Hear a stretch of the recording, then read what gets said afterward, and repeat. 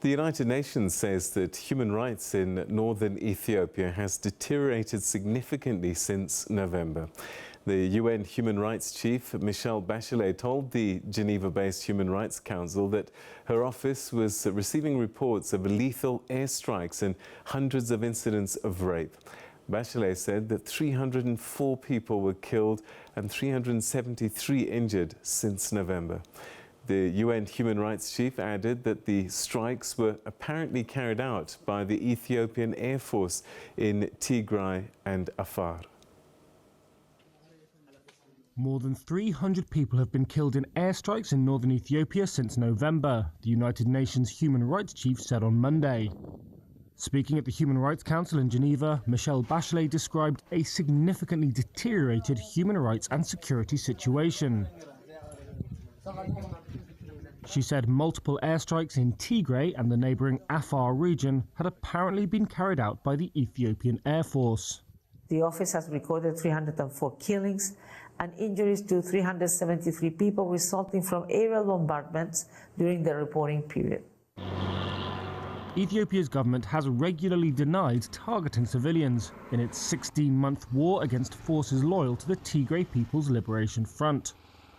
Last year, that conflict spread to the Afar and Amhara regions. Our office continued to receive reports of severe and wide-scale human rights violations in the context of expanding conflict in Afar and Amhara regions, as well as in Tigray. Ethiopia's envoy to the Human Rights Council, Mahalet Hailu Gwade, dismissed Bachelet's statement, saying it differed from the facts on the ground. The state of emergency has been lifted. Detainees and prisoners, including leading figures of the terrorist group, have been released. Ethiopia reiterates its firm commitment to address human rights violation born out of our commitment to human rights. No heinous atrocity will go unpunished in our country. Bachelet also said her office had received reports of 306 rape incidents by Tigrayan forces in Amhara between November 1st and December 5th. TPLF spokesman Getachew Reda said he could not comment on what he described as blanket allegations. Well, for some analysis on this disturbing issue, we're now joined by Dr. Awol Allo, who's a senior lecturer at the School of Law at the University of Keele in the United Kingdom. Thanks very much indeed for joining us. Welcome to the programme. Thank you for having me. So this report that's come out, I suppose in many ways it's not revealing anything new. These reports have been coming out for some time now, but I guess because of where it comes from, it does lend weight to that which people have been saying for quite some time. Absolutely. It is the United Nations' highest human rights body. This is based on a report that they have been documenting, covering the period beginning from November last year to the end of February this year. But a lot of the allegations date back to this period. But, over the last couple of months, there has not been active armed hostilities, at least between the Ethiopian Federal Forces and the Tigray forces. There were some conflicts on the Afar side between Afar forces and Tigray forces, but we have seen a significant reduction in the level of hostilities, armed confrontation between the two groups. A couple of months ago, there were airstrikes that targeted civilian population from the Ethiopian government. Partly that report reflects the number of casualties as a result of that conflict. But, overall, I think there is nothing new here. And the biggest victims, in all conflicts, but particularly in this conflict, have been civilians, particularly women and children who suffered in a very horrific circumstance. I think what this report shows is a further confirmation of facts that we already know. The government of Ethiopia, we heard the spokesperson speaking just now, denying any human rights abuses.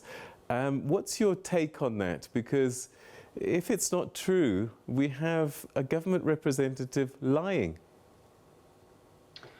Well, you expect governments to deny. Denial is the default position for government. It's only on those very rare occasions when there are, something to get out of accepting certain facts that governments accept facts, and particularly, in the case of Ethiopia, the government has been going after human rights organizations, after media organizations, accusing them of spreading fake news, siding with the rebel group. So I'm not surprised that the representative of the government in Geneva would dismiss the report in those terms. There's really nothing new.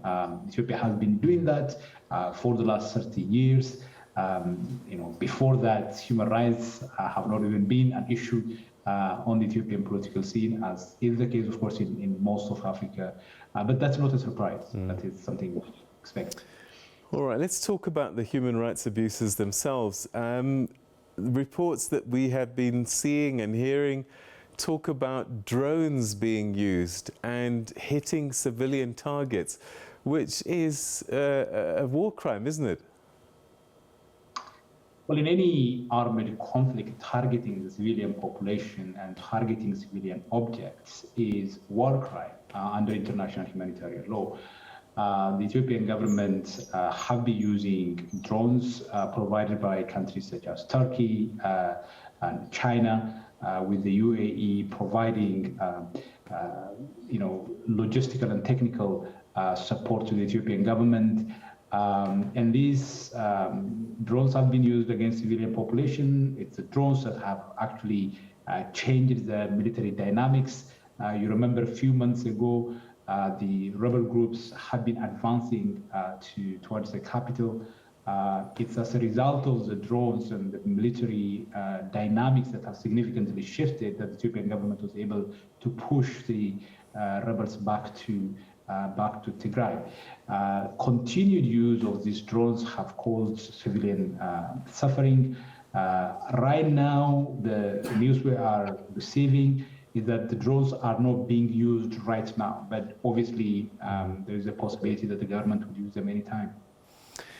Let's talk a little bit about human rights abuses from the other side. The Tigrayans certainly have borne the brunt of the federal government's onslaught, but this report points to abuses by Tigrayan forces as well, particularly when it comes to sexual assault. Absolutely. I think there were other reports as well that accused Tigrayan forces of committing serious atrocities similar to those committed by the Ethiopian government and the Eritrean government side. And I think it is important not to draw a false equivalence here between the two sides, but atrocities are atrocities, and whether they are committed by the Tigrayan side or the Ethiopian government side, they must be investigated, they must be punished. So yes, you are absolutely right. This particular report, the report jointly prepared by the Ethiopian Human Rights Commission and the United Nations Human Rights Commission, though it was methodologically flawed, they also found Tigrayan forces to have been complicit in human rights violations. So unfortunately, it is a pervasive practice that have really, pervaded various groups, various, armed movements in the country. Let's talk about this practice. Is there a history of sexual assault in conflicts such as this in Ethiopia? I think sexual violence is very much part of conflict dynamics, not just in Ethiopia, but in other parts of the world too, because sexual violence is seen not just as a random act of sexual intercourse, but as a way of dehumanizing, as a way of humiliating the adversary. In the Ethiopian case, we have seen so many accounts of women basically sharing their experience of what they have been told, how they have been raped in front of, for example, their male family members. In Ethiopian culture, I think in any culture for that matter, that is as degrading as it can get. So, rape is used as an instrument of violence, as an instrument of war to degrade, to demoralize the adversary. And unfortunately, what these reports are showing and the image that they are depicting is that this has been used by different groups. I mean, this is quite a damning report. I suppose, thankfully, the hostilities have subsided somewhat, but these crimes have been committed. Can there be a peace process going forward that will overlook the justice that's required for these attacks, these crimes that have been committed? Absolutely, and I think this is really one of the most important questions that so many people are not talking about, partly because there is not a serious initiative, serious offer of a negotiation. There are initiatives by Kenyans and by the African Union, but I don't think the Ethiopian government in particular is committed to a peaceful resolution to the conflict. But the question here is that even if the Ethiopian side is committed to peacefully resolve these political conflicts, what do you do with the question of accountability? One of the key challenge here is that it would make it very difficult to pursue the peace process while at the same time going after people from all sides for accountability. So the tension between peace and justice, or the interest of peace and justice, is very much there. But we are not really talking about that at the moment because there is not a serious conversation about peace process. Even in those discussions, and I don't think the issue of accountability for these atrocity crimes is part of that conversation. Another process that's also at the same time happening is the national dialogue process that is intended to kind of tackle the deeper political crisis facing Ethiopia even before this war. So, deeper questions of a constitutional level, on the question of what kind of people Ethiopia want to be, what kind of society Ethiopia wants to have, what kind of country Ethiopians want to have going forward, and what are the ways in which consensus can be built around that idea of a state.